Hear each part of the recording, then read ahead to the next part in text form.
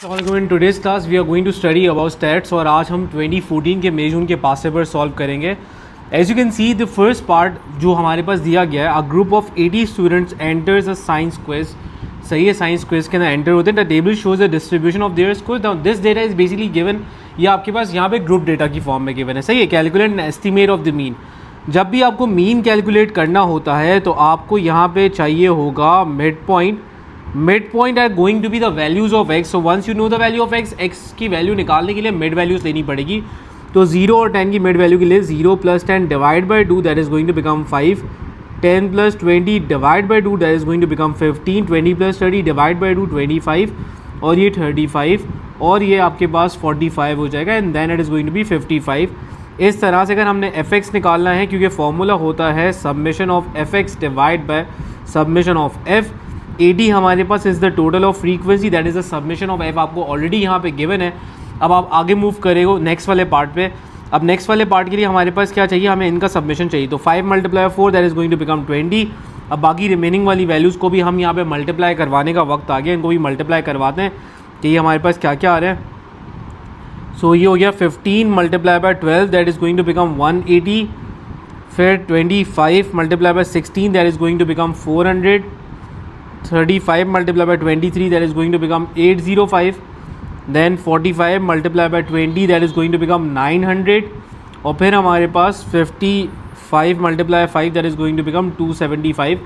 और ये जितने भी नंबर्स हमारे पास आ रहे हैं that is basically F X, इन सब का एडिशन कराएंगे तो सबमिशन ऑफ एफ निकल आएगा 20 + 180 + 400 + 805 + 900 + 275 and that is going to become 2580. तो I am going to write 2580 और अब आपने ये करना है 2580 divide by 80. So that is going to be your answer. तो आप लिखोगे 32.25 and finally you are going to write 32.3 is going to be your final answer. तो इस तरह से अगर आपका ये पहला वाला पार्ट, इस तरह से अगर ये वाला पार्ट कंप्लीट हो गया है, अब let's move forward towards the other part. अब दूसरे वाले पार्ट की तरफ हम मूव करते हैं और उसे हम सॉल्व कराते हैं कि ये वाला पार्ट हमारे पास किस तरह से सॉल्व होगा. So now when it comes towards the next part, next वाले पार्ट को जैसे ही हमने यहाँ पे देखा तो नेक्स्ट वाले पार्ट के अंदर हमारे पास यहाँ पे क्या चीज़ें हो रही है उसको ज़रा ऑब्जर्व करते हैं कि एग्जैक्टली हमारे पास नेक्स्ट वाले पार्ट में क्या क्या चीज़ें हो रही है. देखो नेक्स्ट वाले पार्ट को रीड करने के बाद हमें यहाँ से एक बात ये पता चली इस वाली वैल्यू के लिए कि सबसे पहले हमारे पास यहाँ पे क्या था इस वाले पार्ट के लिए, complete the cumulative frequency table for their scores. Right, ये क्यूमुलेटिव फ्रीक्वेंसी का टेबल आपको सबसे पहले कंप्लीट करने के लिए बोला है. सही है. तो सबसे पहले एक बात है कि 10 या 10 से नीचे तक हमारे पास जो फ्रीक्वेंसी है वो 4 है. 20 से लेसर क्या होगा, इन दोनों को ऐड अप कराओगे तो 4 + 12 and that is going to become 16. इस तरह से अगर आप सारी वैल्यूज़ को ऐड अप करा दोगे, मैंने आपको लास्ट वाली जो क्लास के अंदर बताया था कि कभी भी इस तरह से करवाना हो तो इसका बड़ा सिंपल सा स्टेप है कि 30 से लेसर आपको चाहिए. देखो 20 से लेसर तो ऑलरेडी यू गाइस हैव, तो 30 से लेसर के अंदर सिर्फ 16 को ही आपको ऐड अप कराना पड़ेगा. तो आप यहाँ पे 16 + 16 करोगे so that is going to become 32. ये वाली वैल्यू आ जाएगी. अब आपके पास 30 से नीचे तक की सारी वैल्यूज़ का एडिशन है तो इसके अंदर 40 से नीचे चाहिए, सिर्फ इसको इसके अंदर ऐड करा दो. 32 + 23 and that is going to become 55. ये आपके पास तरह से 55 हो जाएगा. अब आपके पास अगेन 40 से नीचे तक का पूरा टोटल है, सिर्फ उसके अंदर 20 ऐड कराना है. So 55 + 20 that is going to become 75 और देन अगर 5 और ऐड कर दो तो 80 आ जाएगा. That is going to be your final figure. तो आपको 3 मार्क्स यहाँ पे मिल गए, आपको 1 मार्क इस वाले पार्ट के लिए मिल गया. तो इस तरह से अगर आपने ये चीज़ें कंप्लीट कर ली. Now once you are done with it you need to draw a cumulative frequency curve. वो बनाने के लिए आपसे कह रहा है. तो सबसे पहले हमने बोला कि on the grid below draw a horizontal axis 0 से लेकर और जहाँ पे 2 सेंटीमीटर के अंदर हमारे पास आ रहे हो 10 पॉइंट्स. तो ये मैंने मार्क किया 0 और वो कह रहा है कि 2 सेंटीमीटर के अंदर 10 होना चाहिए. तो ये 10 बनाया, वापस से 2 सेंटीमीटर, ये 20 हो गया, ये 30 हो गया, ये 40 हो गया, ये 50 हो गया और देन 60 हो गया. ये हमने यहाँ पे मार्क कर दिया इन वाले पॉइंट्स को. अब अगले वाले पॉइंट की तरफ आगे बढ़ते हैं हम लोग. अगले वालों के लिए हमने क्या किया, अगले वाले के लिए वर्टिकल एक्सिस के लिए बोले 2 सेंटीमीटर में 20 आ रहा है. सो 2 सेंटीमीटर के अंदर वी गॉट 20. तो 2 सेंटीमीटर में हमारे पास 20 आ रहा है. तो ये मैंने लिखा 20, यहाँ पे हमने लिखा 40, फिर वापस लिखा हमने 60 और इस तरह से अगर हमने यहाँ पे लिख दिया 80. उसने बोला है 2 सेंटीमीटर के अंदर आपके पास ये 1 सेंटीमीटर होगा तो 2 सेंटीमीटर में 20 आ रहा है. तो इस तरह से अगर ये एक 20 हो गया, फिर दूसरा 20, इस तरह से आपको फुलफ़िल करना है एंड ऑल द वे आप इस इन्फॉर्मेशन को ले गए यहाँ तक। अब देखो 10 के ऊपर द वैल्यू इज़ 4, तो 10 के ऊपर जब ये 4 आया तो 4 हमारे पास कहाँ पे हो रहा है, देखो ये 20 है, तो obviously this value is going to become 10। ये जो हो जाएगा ना हमारे पास, ये हो जाएगा 10। अब ज़रा हम 4 को ज़रा मार्क करते हैं कि 4 हमारे पास कहाँ पे आया होगा, तो ये हमारे पास 4 आया होगा somewhere in between of them. तो ये हमारे पास, अगर मैं बात करूँ 10 के अंदर हमारे पास यहाँ पे कितने ब्लॉक्स आ रहे हैं, 5 ब्लॉक्स आ रहे हैं। तो ये इसका मतलब ये होगा कि अगर मुझे ऑल द वे 10 तक जाना है तो ये हमारे पास होगा, ये वाला 2 है, ये वाला 4 है, ये वाला 6 है, ये वाला 8 है। So that's how it is moving like this. तो 10 के ऊपर 4 है तो मैं यहाँ पे बना लूँगा एक डॉट को, क्योंकि हमारे पास फ्रीक्वेंसी की वैल्यू 4 थी। अब 20 के ऊपर 16 है, तो 20 के ऊपर 16 के लिए क्या करूँगा कि ये है 10, तो ये होगा आपके पास 12, ये होगा 14, ये होगा 16। सो ऑल द वे 20 के ऊपर हमने 16 के ऊपर मार्क किया। देन 30 के ऊपर we have the value of 32, तो 30 से थोड़ा सा ऊपर मार्क करना है एक ब्लॉक। 40 के ऊपर वी हैव 55, तो 40 के ऊपर जाएंगे और 50 हमने देखा, ये 52 हो गया, ये वाला देखो ये 50 है, ये 52 है, ये 54 है, इसके बिल्कुल दरमियान में होगा। तो ये मैंने देखा 52 और इसके बिल्कुल यहाँ पे दरमियान में मैंने मार्क किया। देन 50 के ऊपर we are going to get a value of 75, तो 75 अगेन इसके बिल्कुल मिड में आएगा। 75, 70 और 80 के बिल्कुल मिड में आया। 60 में द वैल्यू वॉज 80, तो ये हमने बना लिया। तो इस तरह से अगर हमारे पास यहाँ पे 0 पे वैल्यू हमारी 0 है, तो इस तरह से अगर हमारे क्यूमुलेटिव फ्रीक्वेंसी कर्व बन जाएगा। ये हमारा क्यूमुलेटिव फ्रीक्वेंसी कर्व बन गया। अब जब ये कर्व बना तो आपको मीडियन और इंटरक्वार्टाइल रेंज निकाली। Now for median interquartile range आपको सबसे पहले पता होना चाहिए कि हमारे पास मीडियन का मतलब होता है 80, और 80 का हमने सबसे पहले लिया 50%, बिकॉज हमसे उन्होंने मीडियन मांगा। तो 80 का 50% आया 40। अब हम ग्राफ के ऊपर जाएंगे और ग्राफ के ऊपर जाने के बाद I am going to take out the values के ये हमारे पास क्या क्या वैल्यूज़ यहाँ पे आ रही हैं, और ये सारी की सारी हम वैल्यूज़ यहाँ पे निकालेंगे कि हमारे पास वैल्यूज़ क्या क्या आ रही हैं। तो हम गए सबसे पहले 40 के ऊपर, और 40 के ऊपर हमने जाके चेक किया कि हमारे पास यहाँ पे क्या वैल्यू आ रही है। तो 40 के ऊपर गए और स्ट्रेट लाइन हमने बनाई और we are going to drop towards this line. यहाँ पे हमने ड्रॉप करा दिया, और जैसे ही हमने यहाँ पे ड्रॉप कराया so that is going to become, ये हमारे पास जो वैल्यू आ रही है that value is going to become 33। So 33 हमारे पास आ गया हमारा मीडियन। तो मैं यहाँ पे लिख रहा हूँ 33 हमारा आ गया मीडियन। अब इंटरक्वार्टाइल रेंज की बात हुई तो इंटरक्वार्टाइल रेंज के लिए आपको चाहिए होते हैं, सबसे पहले अगर मैं Q1 की बात करूँ that is going to become 80 का 25% होगा, which is going to become 20। जो वैल्यू आएगी वो निकालोगे। Q3 का हमारे पास 80 का 75% होगा, that is going to be 60, और जो वैल्यू हमारे पास आएगी वो हम उस वैल्यू की बात कर रहे होंगे। अब ज़रा हम वैल्यूज़ निकालते हैं 20 और 60 पे हमारे पास क्या क्या वैल्यू आ रही है। सो 20 पे हमने देखा, स्ट्रेट लाइन हमने बनाई, 20 पे हमने देखा, 20 पे हमारे पास आ रही है वैल्यू 22, दिस वैल्यू इज़ 22। तो ये हमारे पास Q1 की वैल्यू आ गई 22। Q3 की बात करते हैं, Q3 इज़ ऑन 60, 60 के ऊपर हम गए। अगेन दिस वैल्यू जो हमारे पास ये वाली वैल्यू आ रही है दैट वैल्यू इज़ 42, ये वाली वैल्यू हमारे पास आ रही है 42। तो ये हमने लिखा। Q3 और Q1 दोनों की वैल्यूज़ आ गई। तो अब इन दोनों की जब वैल्यूज़ हमारे पास आ गई, एक की वैल्यू हमारे पास आई, इसकी वैल्यू जो आई है दैट वैल्यू इज़ 22, और ये वाली जो वैल्यू हमारे पास आई है वो 42 आई है। तो दोनों का डिफरेंस लूँगा, Q3 minus Q1, 42 minus 22, and that is going to become 20। तो ये आपको 2 मार्क्स इस बात में मिल जाएंगे। अब बोला गया students who scored more than 40 points can enter the next round of the quiz. 2 of these students are selected at random. अच्छा, क्विज़ के अंदर 40 पॉइंट से ऊपर वाले ही बच्चे सेलेक्ट कर सकते हो। सो 40 पॉइंट्स के ऊपर वाले जो बच्चे हैं हमारे पास, उनको ज़रा देखते हैं कि 40 पॉइंट से ऊपर वाले हमारे पास बच्चे कितने हैं। तो 40 पॉइंट से ऊपर वाले बच्चे सबसे पहले हमने देखे, तो 40 पॉइंट से ऊपर वाले बच्चे हमारे पास हैं 20 और ये 5, तो दोनों इंक्लूडेड है। तो हमारे पास ये वाले बच्चे हैं 25। तो मैंने यहाँ पे लिखा 25 लिख दिया मैंने यहाँ पे, ओवरऑल बच्चे ये अवेलेबल है।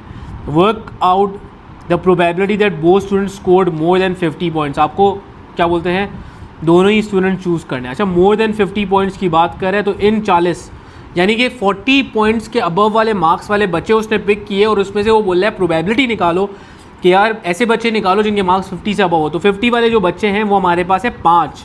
तो पहले बच्चे की प्रोबेबिलिटी होगी 5 और 25, क्योंकि 50 से अबव वाले बच्चे 5 है और टोटल बच्चे जो मैंने सेलेक्ट किए वो 25 हैं। दूसरे बच्चे के लिए जैसे ही हम जाएंगे सो आई राइट 4/24, क्योंकि हमारे पास एक बच्चा कम हो गया।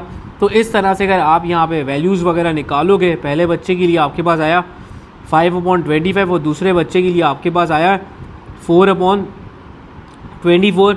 आप इस तरह से अगर इस वाले पार्ट को पूरा सॉल्व कराते हुए करोगे एंड फाइनली आप जब इसको पूरा ओवरऑल सॉल्व करोगे you can put in the calculator, you are going to get the answer as 1/30।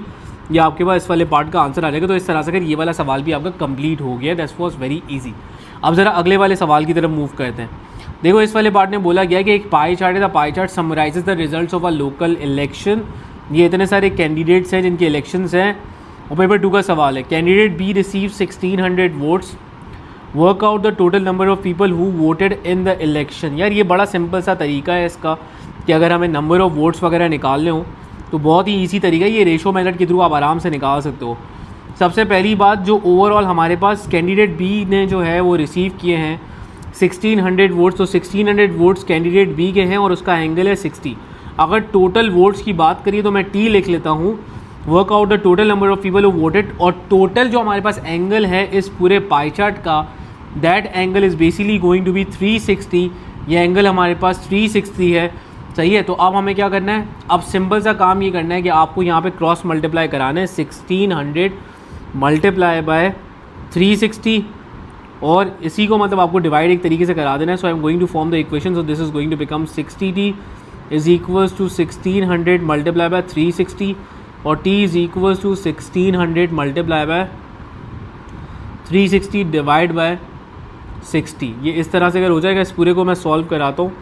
So 1600 multiply by 360 and divide by 60 और टोटल जो वोट हमारे पास पड़े यहाँ पे वो पड़े 9600। That is the quantity of the total votes, कि टोटल वोट्स हमारे पास इस इलेक्शन में इन सारे कैंडिडेट्स के मिला के वो थे हमारे पास 9600। तो ये हमारे पास यहाँ पे टोटल वोट्स आ गए।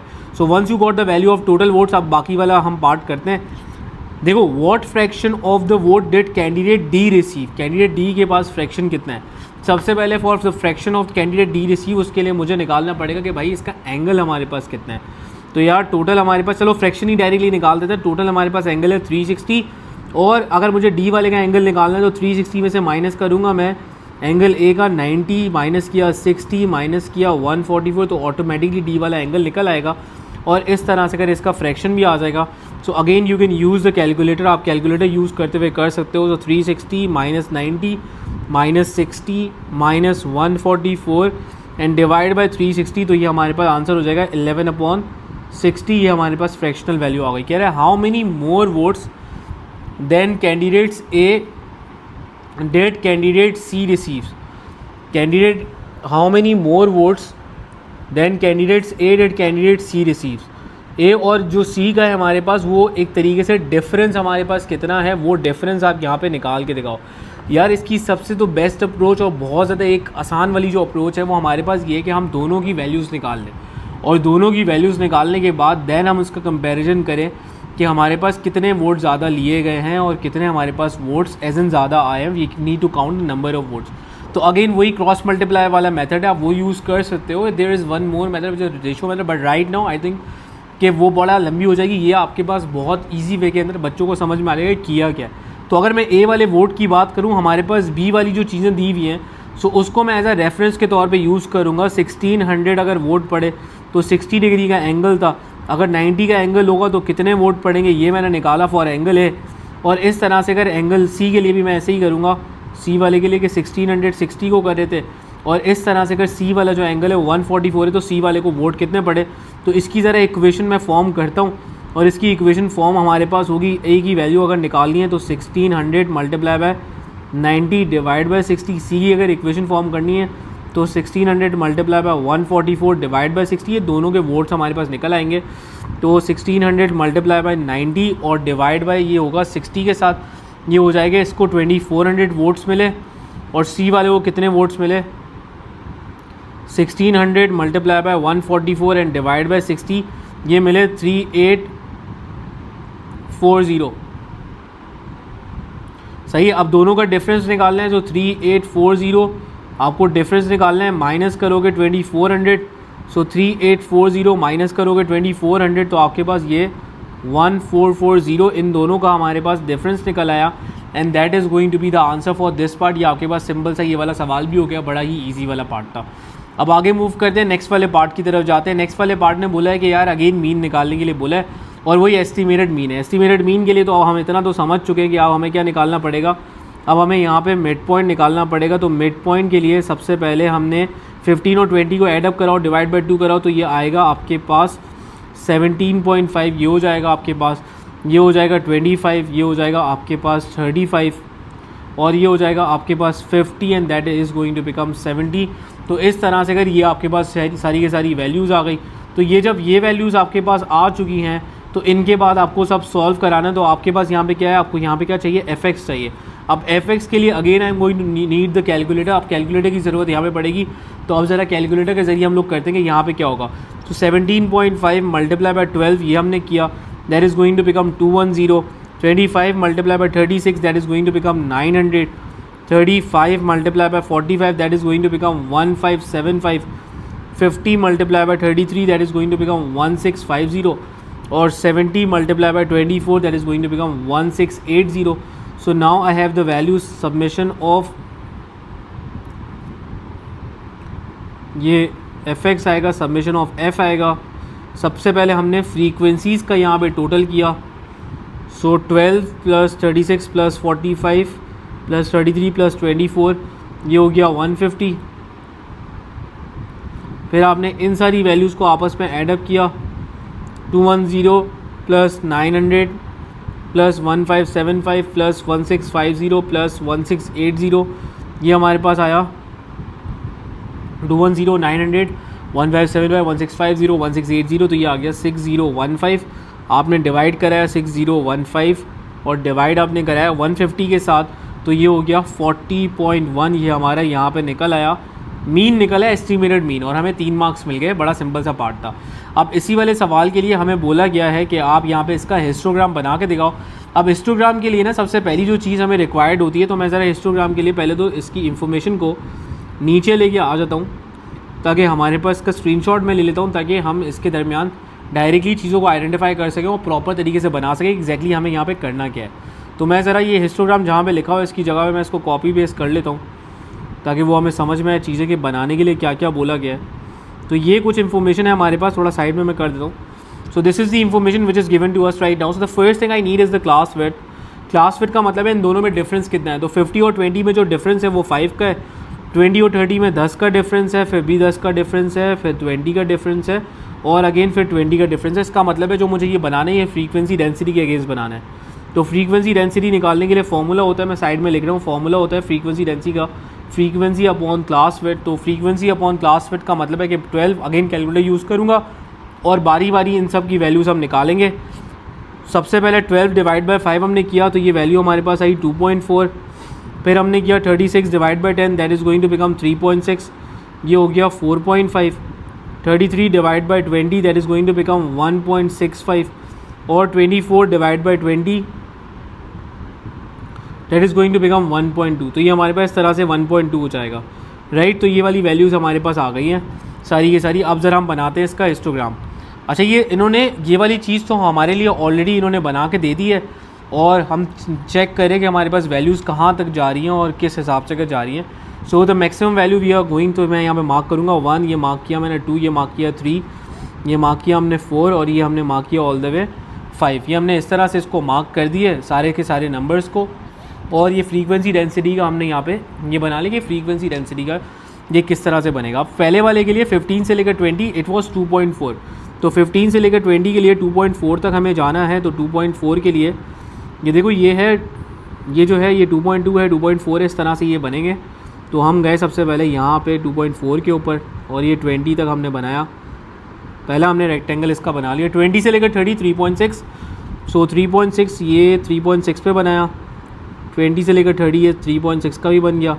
देन यू हैव 30 से लेकर 40 4.5 है, तो 4.5 पे हमने लेके जाके बनाया, that is in between of 4 and 5।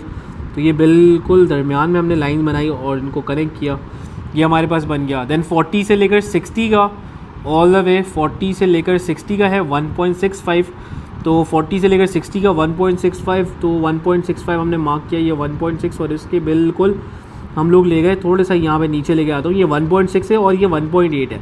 तो 1.65 थोड़ा सा 6 से हल्का सा ये ऊपर होगा, तो यहाँ पे ऊपर की तरफ हमने यहाँ पे मार्क कर दिया. So that is going to be like this. हल्का सा मैंने ये मार्क करके बना लिया. देन हमारे पास क्या है कि लास्ट वाला जो गिवन है वो है 60 से लेकर all the way 80, that is 1.2. तो 1.2 के लिए मैंने ये मार्क किया, 1.2 ये रहा, ये हमने 1.2 पे बना लिया. तो यहाँ पे हमारा हिस्टोग्राम का भी पार्ट कंप्लीट हो गया. So that was again very easy. Histogram भी कंप्लीट हो गया. आप कह रहे हैं find an estimate of for the number of members of the film who are over 50. यार ओवर 50 हमारे पास कितने हैं ये आपको यहाँ पे एस्टिमेट निकालने के लिए बोला है. अब ओवर 50 के लिए जब एस्टिमेट निकालने के लिए बोला है तो मेरे लिए जो यहाँ पे रिलायबल इन्फॉर्मेशन जो है वो इन्फॉर्मेशन है ये वाली. मैं ज़रा इसको शेड करने लगा हूँ, ये वाली और ये वाली. अब ये जो इन्फॉर्मेशन है ये गिवन है 40 से लेकर 60 तक के दरमियान की इन्फॉर्मेशन ये वाली गिवन है. 40 से लेकर 60 ऑल द वे गिवन है. सो 40 से लेकर 50 हो सकता है, फिर 50 से लेकर 60 हो सकता है. ये ऑलमोस्ट 2 पार्ट्स के अंदर हमारे पास हो सकता है. और हमें वैल्यू जो चाहिए वो हमें ओवर 50 चाहिए. सबसे पहली बात तो ये कि हमें ओवर 50 की वैल्यू चाहिए. तो ओवर 50 के लिए वैल्यू के लिए मैं ये क्या करूँगा कि इसको 2 पार्ट्स में डिवाइड करा देता हूँ. तो वो 2 पार्ट्स में इस तरह से डिवाइड कराऊंगा कि 40 से लेकर ऑल द वे ये दिया हुआ है 60 तक, तो मैं इसको डिवाइड कराता हूँ कि 1/50. फिर एक हमारे पास ऑल द वे कंसिडर हो जाता है कि 50 से लेकर ऑल द वे ये जा रहे हैं 60.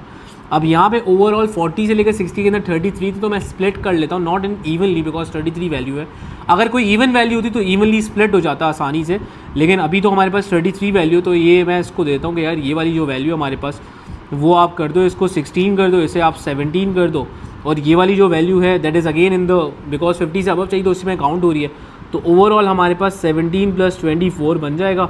दैट इज़ द टोटल जो हमारे पास बनेगा ओवर 50. तो ये मैं करूँगा 17 + 24 and that is going to give us the answer as 41. तो ये हमारे पास 41 आंसर. और एग्जामिनर ने इसके लिए रेंज आपको दी हुई होगी, तो आंसर इस तरह से अगर आप कर लोगे थोड़ा बहुत 1-2 नंबर्स आगे पीछे हो सकते हैं, कोई मसले वाली बात नहीं है, but stick in the range, range की फॉर्म के अंदर ही होगा. सो ये हमारे पास मई जून 2014 के पास पेपर्स यहाँ पे खत्म हुए. So that's it for today's class. If there is any confusion please do let me no.